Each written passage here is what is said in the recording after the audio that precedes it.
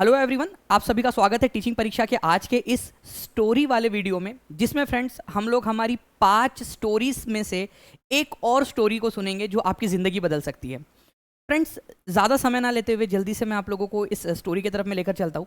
आप इस स्टोरी को पूरा सुनिए और आप देखोगे कि आप इस स्टोरी से रिलेट कर पा रहे हो।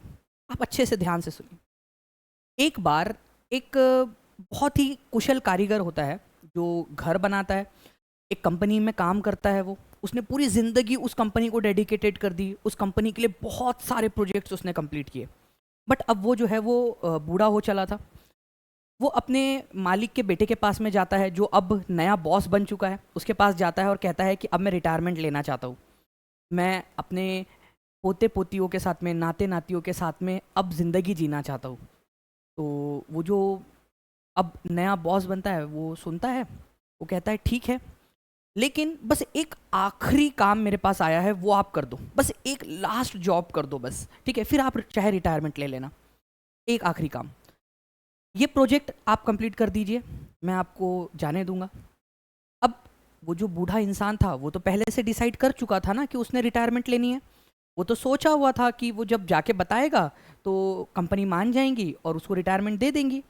अब उसका मन नहीं था, फिर भी वो ओके बोल देता है। ना नहीं कर पाया वो, क्योंकि इतने साल उसने उस कंपनी को दिए हुए थे। उसने हाँ कर दी। बट अब जब वो काम कर रहा है तो उसका मन नहीं लग रहा काम में। ठीक है, काम हो ही नहीं पा रहा उससे, क्योंकि आधे मन से कर रहा है वो। जैसे पहले कर रहा था ना कि एक जो कार्विंग करनी थी, नेलिंग करनी थी, जो एक परफेक्शन के साथ में करता था, वो नहीं हो रहा है अब उससे। ठीक है, बहुत सारी गलतियां हो रही है काम में। जो है अब उसका दिल नहीं लग रहा। अब अच्छे से काम नहीं हो पा रहा है, जैसे काम पहले होता था उतने एफिशिएंसी के साथ में, उतने स्पीड में अब काम नहीं हो पा रहा। तो जैसे तैसे वो घर बनाकर दे देता है, आधे अधूरे मन से ही सही, लेकिन घर बना के दे देता है। अब वो जाता है बॉस के पास में कि सर, घर बन गया है, अब मैं रिटायरमेंट लेना चाहता हूँ। जो बॉस होता है ना, वो क्या करता है, वो अपने जेब से चाबी निकालता है और उस बूढ़े आदमी के हाथ में रख देता है कि ये जो है ना, ये आपका रिटायरमेंट गिफ्ट है कंपनी की तरफ से आपके लिए। ये जो घर आप बना रहे थे ना, ये आप अपना ही घर बना रहे थे, और मैं आपको सरप्राइज़ देना चाहता था, इसी वजह से मैंने आपको पहले नहीं बताया। अब आप सोचिए उस बूढ़े आदमी पर क्या बीत रही होंगी कि काश मैंने ये जान लिया होता पहले, काश मुझे पता होता कि ये मेरा घर है, मैं उसमें रहने वाला हूँ, ये मुझे मिलने वाला है, मैं यहाँ पर मैं अपना जीवन बिता सकता हूँ। तो मैं अपने ज़िंदगी का सबसे ख़राब घर बनाने से बच जाता। मैं अपनी ज़िंदगी का सबसे ख़राब नहीं, सबसे अच्छा घर बनाता। मैं अपना बेस्ट दिया होता मैंने इस घर के अंदर में, जितना मैंने किसी भी घर के लिए नहीं दिया हो।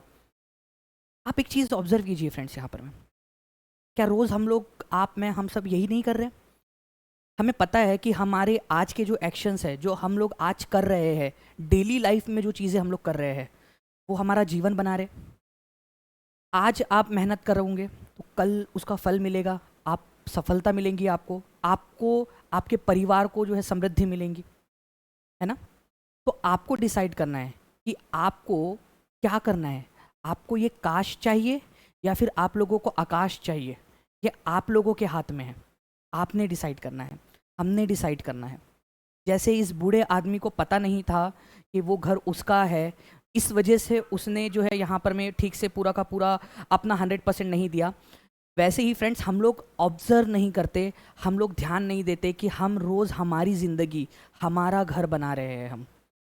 तो फ्रेंड्स, सक्सेस जो होती है ना, मैं आपको बता दूं, इस आइसबर्ग के तरह होती है। आइसबर्ग इल्यूजन जो आप लोगों ने कभी सुना होगा, जिसके अंदर में ऊपर में सक्सेस दिखाई देती है, नीचे का स्ट्रगल दिखाई नहीं देता किसी को भी। इस नीचे के स्ट्रगल के अंदर में आपको बता दूं, डिसिप्लिन होता है। इसके अंदर में डेडिकेशन होती है आपकी। इसके अंदर में आपसे दिल से की गई मेहनत होती है। इसके अंदर में आपका हार्ड वर्क होता है, और इन सारी चीज़ों से मिलकर ही आपकी सक्सेस होती है, जो बाद में दिखाई देती है। मुझे उम्मीद है कि आपको ये कहानी पसंद आई होगी। अगर कहानी पसंद आई है तो इस वीडियो को लाइक ज़रूर कीजिए फ्रेंड्स। मुझे कमेंट करके बताइए कि आपको ये कहानी कैसी लगी, क्या आप और कहानियाँ सुनना चाहते हो। इसके अलावा फ्रेंड्स, आप लोगों को पिंड कमेंट में और डिस्क्रिप्शन के अंदर में वो प्लेलिस्ट भी मिल जाएंगी, जिसमें मैंने बाकी की जो स्टोरीज़ है वो आपके साथ में शेयर की हुई है। तो इस कहानी से आप लोगों को क्या प्रेरणा मिली है, वो मुझे कमेंट करके आप लोग ज़रूर बताइए। धन्यवाद।